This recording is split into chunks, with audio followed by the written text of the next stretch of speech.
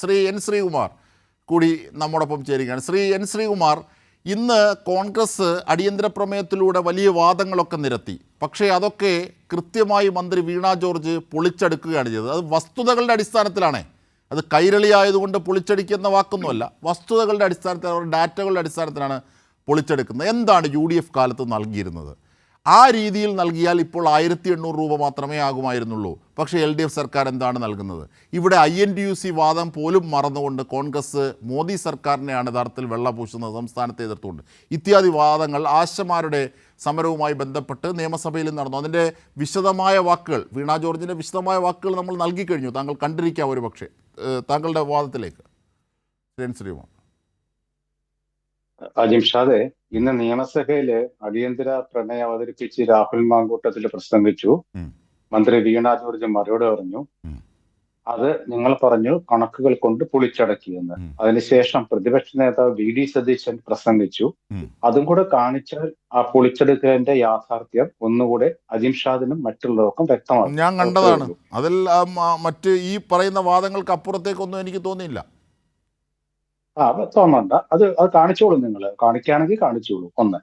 രണ്ടാമത്തെ കാര്യം, എളമരം കരീം, CITUവിന്റെ നേതാവായ എളമരം കരീം ആശാവർക്കർമാരുടെ സമരം 2014 നയിച്ചു. അന്ന് അദ്ദേഹം പറഞ്ഞത്, പിന്നീട് LDFന്റെ പ്രകടന പത്രികയിൽ ഉണ്ടായെന്നാണ് ഞാൻ അറിയുന്നത്. എന്തുകൊണ്ടാണ് പ്രകടന പത്രികയിലെ വാഗ്ദാനം അവർക്ക് കൊടുക്കാത്തത് എന്തുകൊണ്ടാണെന്നാണ് ചോദ്യം. 23 ദിവസമാണ്ടായി ഇന്ന് സമരം. എന്തുകൊണ്ടാണ് കേരളത്തിന്റെ മുഖ്യമന്ത്രി അവരുമായി ചർച്ച നടത്താത്തത്?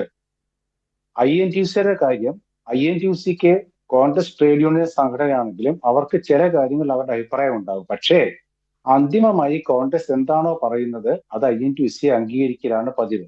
അപ്പൊ INTUC ഇവിടെ ചർച്ചാ വിഷയമാക്കി ഞാൻ കൊണ്ടുവരുന്നില്ല. ട്രേഡ് യൂണിയൻ സംഘടനകൾ വേറെയാണ്, അതിൻ്റെതായ ചില മാനദണ്ഡങ്ങളുണ്ട്.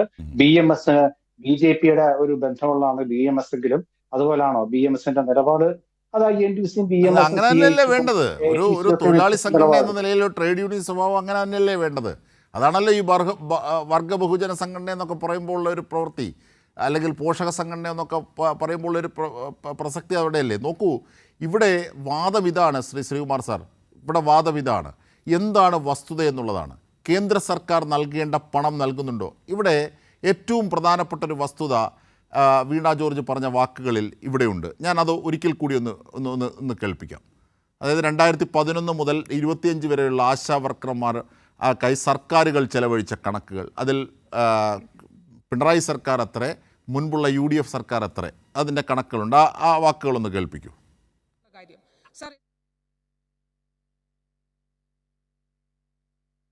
സർ, വ്യക്തിപരമായിട്ടുള്ള ചില കാര്യങ്ങൾ പറഞ്ഞല്ലോ. വീട്ടിൽ വന്നപ്പോൾ അധിക്ഷേപിച്ചു എന്നുള്ള കാര്യം. സർ, SUCAയുടെ ഇവിടെ പാർലമെന്റ് ഇലക്ഷനിൽ ഇപ്പോൾ അവരുടെ MPക്കെതിരെ മത്സരിച്ച വ്യക്തി പറഞ്ഞ കാര്യം അതേ കള്ളമാണ് ഈ യൂത്ത് കോൺഗ്രസിന്റെ സംസ്ഥാന പ്രസിഡന്റും പാലക്കാട് MLAയുമായിട്ടുള്ള ബഹുമാനപ്പെട്ട അംഗം ഇവിടെ പറഞ്ഞിരിക്കുന്നത്. സർ, വ്യക്തിപരമായി നടത്തിയിട്ടുള്ള അസത്യ പ്രചരണത്തിനും കള്ളപ്രചരണത്തിനുമെതിരെ നിയമ നടപടികൾ സ്വീകരിക്കാൻ തന്നെ തീരുമാനിച്ചിട്ടുണ്ട്. ആ നിയമ നടപടികളിലൂടെ മുന്നോട്ട് പോവുകയും ചെയ്യുന്നുണ്ട്. സർ, ഈ അവസരത്തിൽ നമ്മൾ കാണേണ്ടതായിട്ടുള്ള ഒരു കാര്യം കൂടിയുണ്ട്. ഇപ്പോൾ കഴിഞ്ഞ സർക്കാരിന്റെ കാലഘട്ടത്തിൽ, അതായത് UDFന്റെ കാലഘട്ടത്തിൽ എങ്ങനെയാണ് ഇത് കൊടുത്തത് എന്നുള്ളത് കൂടി നമുക്കൊന്ന് പരിശോധിച്ചു പോകുന്നത് നല്ലതായിരിക്കും. സർ, ഇടതുപക്ഷ സർക്കാരിന്റെ കാലഘട്ടത്തിൽ ആദ്യം പ്രഖ്യാപിച്ച ഓണറേറിയം, മുമ്പ് ഉത്സവബത്തയാണ് ഉണ്ടായിരുന്നത്, ഓണറേറിയം പ്രഖ്യാപിച്ചു. പിന്നീട് 500 രൂപയാക്കി. ആ 500 രൂപയാക്കി പ്രഖ്യാപിച്ചത് ആദ്യം കൊടുക്കുന്നത് സർ 2013 മാർച്ച് മാസത്തിലാണ്. അതായത് 20 മാസത്തിന് ശേഷമാണ് സർ ഓണറേറിയം കൊടുക്കുന്നത്. സർ അതിനുശേഷം സർ എൻ്റെ കയ്യിലുള്ളത് സർ എക്സ്പെൻഡിച്ചറാണ്.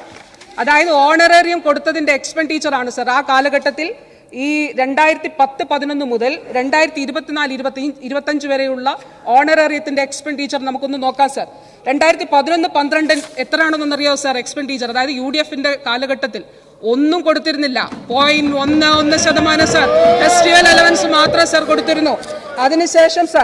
അതിനുശേഷം വീണ്ടും 14-15 നമ്മൾ ഓരോ വർഷം നോക്കിയാലും ഒരു വർഷം പിന്നീടാണ് കൊടുത്തത്. 2013-14 ഏപ്രിൽ മുതൽ ജൂൺ വരെയുള്ളത് കൊടുത്തത് 2014 മെയ് മാസത്തിൽ സർ.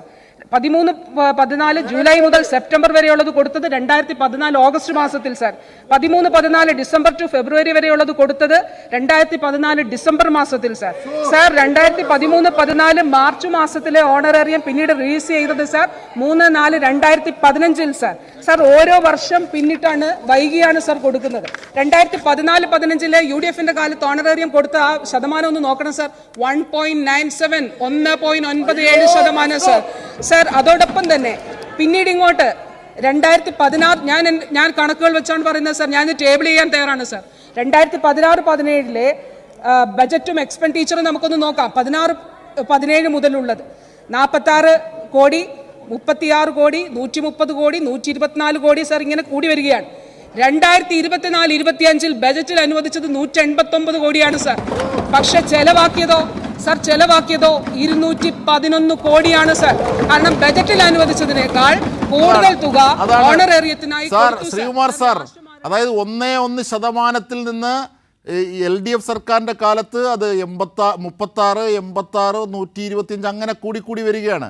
അവസാനം ബജറ്റിൽ അനുവദിച്ചതിനേക്കാൾ കൂടുതൽ 185 ബജറ്റിൽ അനുവദിച്ചു, 211 കോടി ഇവർക്കായി ചിലവഴിച്ചു. ഇങ്ങനെയുള്ള വസ്തുക്കളുണ്ട്. UDF അത് ചെയ്തിട്ടില്ല. ഈ വസ്തുക്കൾ നിരക്കിയപ്പോൾ ആരാണ് സാർ പൊളിഞ്ഞു വീണത്? അല്ല, VD സതീശന്റെ മറുപടി കൂടെ കേൾപ്പിച്ചാൽ അത് സാർ പറഞ്ഞോളൂ, താങ്കൾ പറഞ്ഞോളൂ, എല്ലാം കേൾപ്പിക്കാൻ സമയമില്ലല്ലോ. അജിഷാദെ, ഈ വക സൂത്രങ്ങളൊക്കെ നമ്മൾ എത്ര കണ്ടിരിക്കുന്നതാ. മന്ത്രി വീണ ജോർജ് പറഞ്ഞ കണക്കുകൾ നിയമസഭയിൽ തന്നെ പൊളിഞ്ഞു പോയത് കൊണ്ടാണല്ലോ VD സതീശന്റെ കണക്ക് 4-3-7 അല്ലേ സാർ? അത് VD സതീശൻ പറഞ്ഞാലും വീണ ജോർജ് പറഞ്ഞാലും 4-3-7 അല്ലല്ല, 5-2 ആയാലും 4-3 ആയാലും. അല്ല, എന്റെ കെയറോഫില് ഈ കണക്ക് നിങ്ങൾ കേൾപ്പിക്കുന്നത് നിങ്ങളുടെ പാർട്ടി പ്രവർത്തകർക്കൊക്കെ നല്ല കാര്യമാണ്. പക്ഷെ പ്രതിപക്ഷ നേതാവിന്റെ പ്രസംഗം നാളെ അവർ പത്രത്തിൽ വായിച്ചോളൂ. അപ്പോൾ അവർക്ക് കൃത്യമായിട്ട് കാര്യം മനസ്സിലാവും. നമ്മളെല്ലാം കണ്ടതാണ്, നമ്മളെല്ലാം അത് കാണിച്ചതുമാണ്. അതെ, അല്ല, അത് ഇപ്പൊ കാണിക്കാനാ പറഞ്ഞത്. അങ്ങനെയാണല്ലോ, ഒരു ബാലൻസ് വേണമല്ലോ. ബാലൻസ് ഉണ്ടല്ലോ. നമ്മൾ അവർ പറഞ്ഞതൊക്കെ കാണിച്ചു. ഇവിടെ ഫോക്കസ് ചെയ്യുന്ന വീണ ജോർജിന്റെ വാദങ്ങൾ, അതിൽ ഉയരുന്ന പ്രതിപക്ഷത്തിന്റെ വസ്തുതാവിരുദ്ധത, അതാണ് ഇവിടെ ഫോക്കസ് ചെയ്യുന്നത്. അപ്പോൾ മറ്റത് കാണിക്കുന്ന അർത്ഥമില്ല. ഇതിന് മറുപടി പറയൂ സാർ. അല്ല, നമ്മൾ തർക്കിക്കുന്നതിൽ അർത്ഥമില്ല. കാരണം കൈരളി VD സതീശന്റെ പ്രശ്നം കാണിക്കില്ല. അതാണ് നിൽക്കട്ടെ, ഞാൻ നിങ്ങളോട് തർക്കിക്കുന്നില്ല. നിങ്ങളത് നിങ്ങളുടേതായ ഒരു ബിസിനസ്സാണ്, മറന്നോട്ടെ. പ്രതിപക്ഷ നേതാവിനെ പ്രതിപക്ഷ നേതാക്കൾ ഇറങ്ങിപ്പോയി. ഞാൻ പറയുന്നത് വീണ ജോർജ് മേശപ്പുറത്ത് വെക്കാം, അതായത് സഭയിൽ രേഖയാണ്, അവകാശ ലംഘനമാണ് തെറ്റാണെങ്കിൽ. സഭയോട് അവകാശ ലംഘനം കാണിക്കും. മേശപ്പുറത്ത് വെക്കാമെന്ന് പറഞ്ഞുകൊണ്ട് അവർ പറയുന്ന ഡാറ്റകൾ 2014-ലേത്, 2015-ലേത്, 2016-ലേത്, ഏറ്റവും ഒടുവിൽ 2024-25 സാമ്പത്തിക വർഷത്തിലേത്, ഇതടക്കമുള്ളതിൻ്റെ വസ്തുത കണക്ക് പ്രകാരം പറയുമ്പോൾ അത് ബോധ്യമാക്കുന്ന ചില വസ്തുതകളുണ്ട്. UDF കാലത്തേക്കാൾ കൂടുതലാണ്, വളരെ കൂടുതലാണ്. അതിലേറ്റവും പ്രധാനപ്പെട്ടത് UDF കാലത്ത് കൂട്ടിയ യുക്തിയിലാണ് ഇപ്പോഴും കൂട്ടിയതെങ്കിൽ 1800 മാത്രമേ അവർക്ക് കിട്ടുകയുള്ളൂ. പക്ഷേ അവർക്ക് 7000 രൂപ കിട്ടുന്നുണ്ട്. മറ്റ് കണക്കുകൾ വെച്ച് നോക്കുമ്പോൾ 13000 രൂപ വരെ അവർക്ക് ലഭിക്കുന്നുണ്ട്. അത് കേരളമാണ് രാജ്യത്ത് ഏറ്റവും കൂടുതൽ. സിക്കിം ഉയർത്തി. ആ വാദവും UDFൻ്റെ തെറ്റായിരുന്നു. ഇതൊക്കെ വസ്തുക്കളുടെ അടിസ്ഥാനത്തിലല്ലേ സാർ? പിന്നെന്തിനാ കേൾക്കുന്നത്? അതിന് മറുപടി പറയൂ സാർ. അല്ല, എന്റെ കെയറോഫിൽ നിങ്ങളെ ആ പ്രശ്നങ്ങൾ കേൾപ്പിച്ചത് വ്യാഖ്യാനിക്കാനാണ് ഞാൻ ഇവിടെ ഇരിക്കേണ്ട കാര്യമില്ല. അവര് ആശാ വർക്കർമാർ 23 ദിവസത്തെ സമരം ചെയ്യുക. മന്ത്രി പറയുന്ന കണക്കൊന്നും അവരുടെ ചെവിയിൽ എത്തിയിട്ടില്ല. ഞാനൊന്ന് പറയട്ടെ. പ്രതിപക്ഷ നേതാവ് ഇന്ന് നിയമസഭയിൽ സിക്കിമിന്റെ കാര്യം പാർലമെന്റിൽ കേന്ദ്രമന്ത്രി അവതരിപ്പിച്ച കണക്കടക്കം പറഞ്ഞു. മന്ത്രി നേരിട്ട് വിളിച്ചെന്നാണല്ലോ പറയുന്നത്. ഇത് പാർലമെന്റിൽ മന്ത്രി അവതരിപ്പിച്ച കണക്കാണ് പ്രതിപക്ഷ നേതാവ് പറഞ്ഞത്. അപ്പൊ അങ്ങനെയാണെങ്കിൽ പാർലമെന്റിൽ തെറ്റിദ്ധരിപ്പിച്ചോ കണക്ക് അവതരിപ്പിച്ചതാണോ? അതോടെ നിൽക്കട്ടെ, അതൊക്കെ നമ്മൾ കണ്ടതാണ്. ഇതൊക്കെ നാളെ കണ്ടുള്ളൂ. അത് ഞാൻ വിഷയമാക്കുന്നില്ല. പക്ഷേ എന്തുകൊണ്ടാണ് ഈ സമരം അവസാനിപ്പിക്കാൻ മുഖ്യമന്ത്രി ഇടപെടാത്തത് ചോദ്യമുണ്ട്. LDF കൊടുത്ത വാഗ്ദാനം നടപ്പാക്കണോ വേണ്ടേ? LDFന്റെ പ്രകടന പത്രികയിൽ എന്തിനാണ് ഇങ്ങനെ വാഗ്ദാനം കൊടുത്ത് ഇവരെ പറ്റിച്ചത്? ഇതിനൊക്കെ ഉത്തരം കണ്ടെത്തേണ്ടി വരും. അത് രാഷ്ട്രീയമായ ചോദ്യങ്ങൾ തന്നെയാണ്. അതിൽ യുക്തിയുണ്ട്.